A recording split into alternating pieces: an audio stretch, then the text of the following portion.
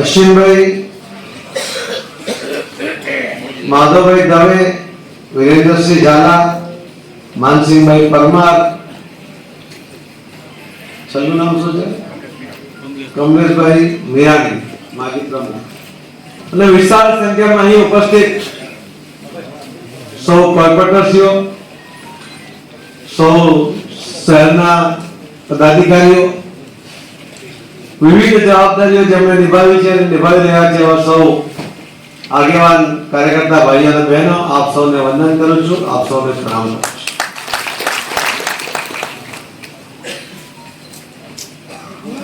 કેન્દ્રમાં કેબિનેટ મંત્રી જવાબદારી પછી પહેલી વાર આવ્યો છું, પણ આવ્યો છું પ્રદેશ પ્રમુખના હેસિયતથી જ આવ્યો છું. કે મંત્રીના પાછળ શિંગડા નથી ઉગતા. પ્રદેશ પ્રમુખના હેસિયતથી જ આજની તમારી સાથે વાત પણ કરી રહ્યો છું. અમે જ્યારે દિલ્હીમાં આ મીટિંગ હતી સંગઠનની, તે વખતે મારી સાથે રત્નાકરજી હતા, કેસી પટેલ જે ગુજરાતના ઇન્ચાર્જ હતા, રજનીભાઈ પટેલ મહામંત્રી હતા, વિનોદભાઈ ચાવડા હતા. ત્યારે અમને આવો તો અમને પૂછશે કે ટાર્ગેટ ગુજરાતમાં કેટલું રહેશે. બધા ગણમથલ હતા કે કેટલું કેવું. ગયા વખતે તો 1 કરોડ 19 લાખ સુધી પહોંચ્યા હતા. આ વખતે કેટલું કેવું જોઈએ?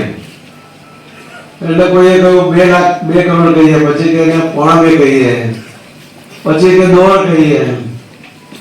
પણ અમને બચાવી લીધા નેતાઓએ. તમને પૂછ્યું જ નહીં કે કેટલું તમે ટાર્ગેટ તમે નક્કી કરો.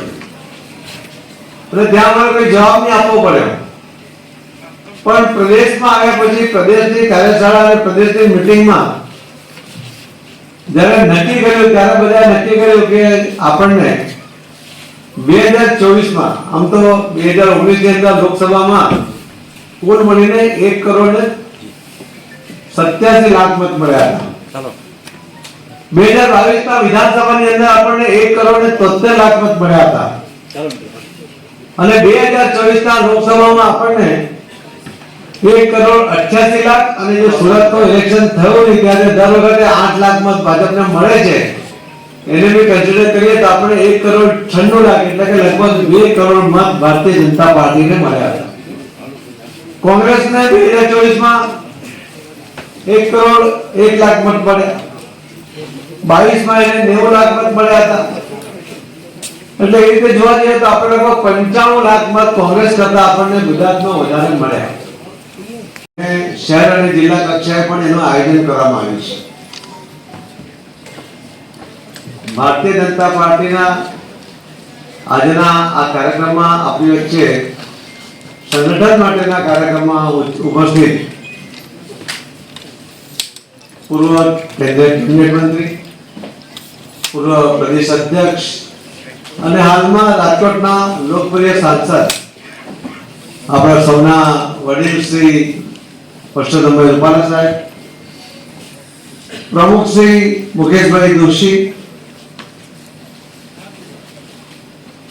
શ્રી રાજ્યસભાના સાંસદ શ્રી રામભાઈ મોકરિયા, પૂર્વ સાંસદ, પૂર્વ રાજ્યમાં અને કેન્દ્રમાં મંત્રી રહી ચૂકેલા શ્રી મોહનભાઈ કુંડારિયાજી,